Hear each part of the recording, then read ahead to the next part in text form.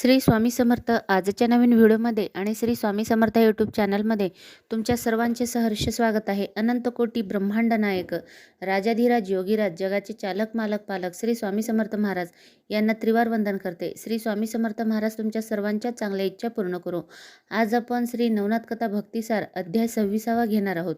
त्यासाठी व्हिडिओ शेवटपर्यंत नक्की ऐका. या अध्यायामध्ये राक्षसधारी चित्रवर्मा गंधर्वाचा वध व स्वर्गारोहण कशा प्रकारे झाले ते आपण या अध्यायामध्ये पाहणार आहोत. हा अध्याय वाचल्यामुळे या अध्यायाची फलश्रुती गोहत्येचा दोष संपेल व मुले शत्रुतुल्य होणार नाहीत. चला तर मग आपण 26वा अध्याय घेऊया. श्री गणेशाय नमः. श्री सरस्वते नमः. श्री गुरुभौम नमः. श्री नवनाथ सिद्धांना नमस्कार असो. श्री स्वामी समर्थ. तो कर्मट नावाचा कुंभार, त्याची पत्नी सत्यवती व तो सुरोचन नावाचा गंधर्व गाढव अशी मंडळी मुक्काम करीत करीत अवंती नगराला पोहोचली व तेथे राहू लागली. एकदा सत्यवतीने म्हटले, माझ्या बाबांनी ज्या गंधर्व राजांना आपले जावई मांडले आहे ते माझ्याजवळ बोलत का नाहीत? मग कर्मट गुप्तपणे गाढवाला बोलला, गंधर्वराज, सत्यवती ही तुझी पत्नी आहे. तुम्ही पशुनी ती सुलक्षणी मानवधारी स्त्री आहे.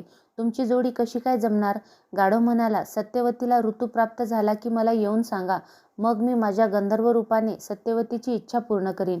म्हणजे तुला गंधर्व रूप घेता येईल, अर्थात, पण त्यावेळीपर्यंत नाही, असा शापच आहे ना. एके दिवशी कर्मटाने गाढवाला सांगितले, गंधर्वराज, सत्यवतीला ऋतू प्राप्त झाला आहे.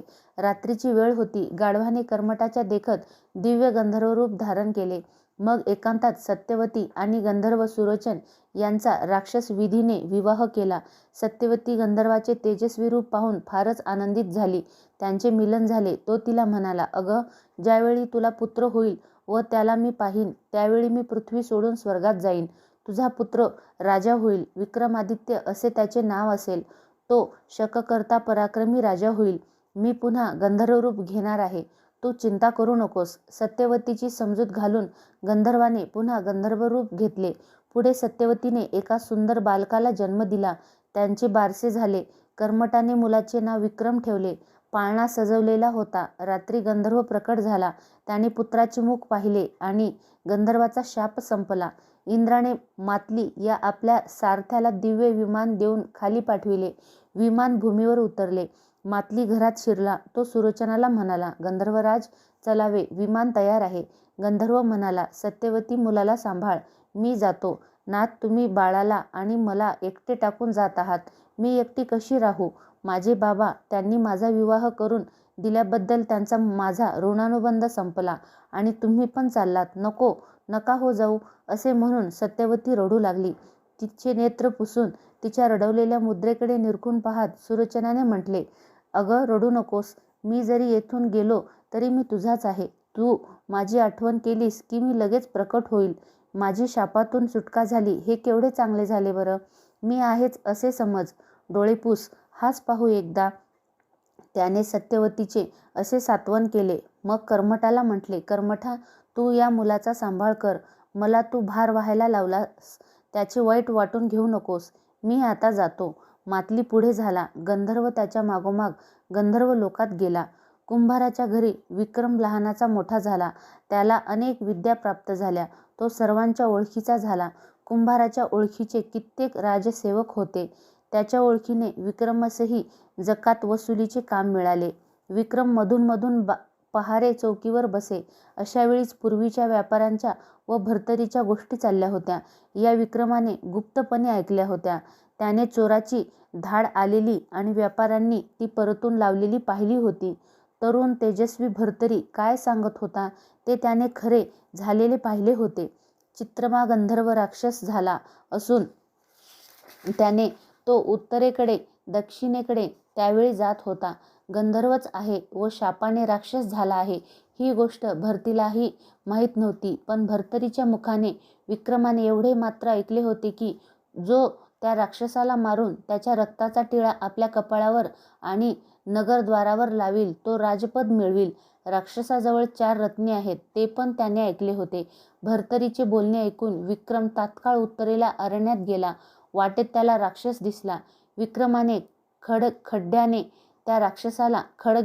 त्या राक्षसाला लपून छपून एकदम घाव घालून मारले.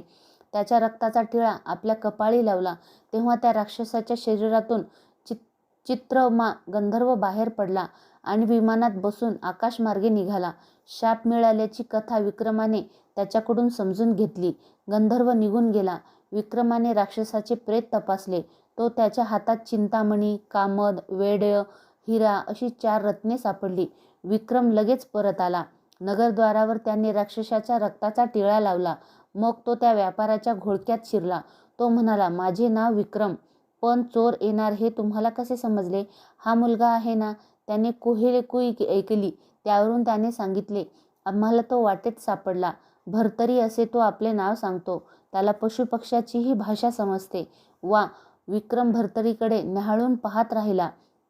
भर्तरीनेही त्याच्याकडे पाहिले. दोघांना मनोमन ओळख पटली. एकमेकाविषयी ओढ वाटली. ते एकाच वयाचे होते. तेथून विक्रम चौकरीवर बसला. जरा वेळाने एक जकात वसूल करणारा बाहेर जात होता. त्याला विक्रमाने एकीकडे गाठले. भर्तरीला आपल्या संगतीत ठेवण्यासाठी विक्रमाने एक युक्ती केली. अरे मित्रा, माझे एक काम करशील का? ते पलीकडे व्यापारी तंबू ठोकून बसले आहेत. त्यात माझा एक भाऊ आहे. त्याचे नाव भर्तरी आहे, पण त्याला काही माहीत नाही. तू त्या व्यापाऱ्याकडे जा.